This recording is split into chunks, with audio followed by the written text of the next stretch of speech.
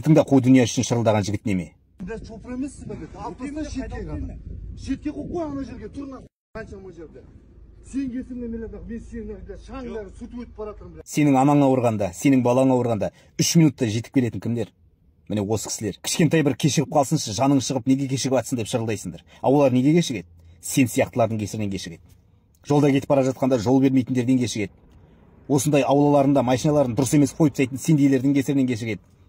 Қарама-қарсы тұрып алып, жол бермейтін осындай дворларда сендейлердің кесірінен кешігеді. Сен сол кісіні сабап қана қоймай, сен айтып жатсың, менің машинам сенің машинаңның шаңын сүртіп өтіп бара жатыр деп. Айналайын, сен сол машинамен ұшып бара жатқанда, семьяңмен жабысып, аударылып төңкеріп жатқанда кімді шақырасың шырылдап? Осы кісілерді шақырасың. Осы кісілер сенің анаңды, балаңды сол шірік машинаңның ішіне шығаратын. Осы кісілер емес пе, қаланың қай шеті болсын, трассаның қай жері болсын, сенің отбасыңды аман алып қалу үшін шырпырайтып 20 минутта, 15 минутта аурухана жеткізетін. Сенің ойыңша сонда науқас ауыр халде жатқан кезде ол водитель парковка іздеп жүру керек пе? Машинамды қай жерге ыңғайлы қоям деп?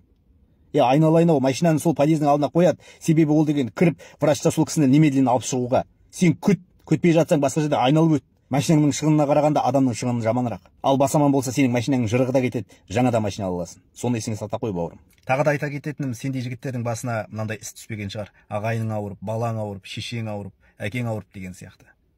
Шырпыр етесің ол кезде. Бір звондаған скорыйға мың звондап. Ал сіздерге ағайындар айтарым, осындай скорыйларды көрсеңіздер, жол беріп сыйлап жүріңіздер.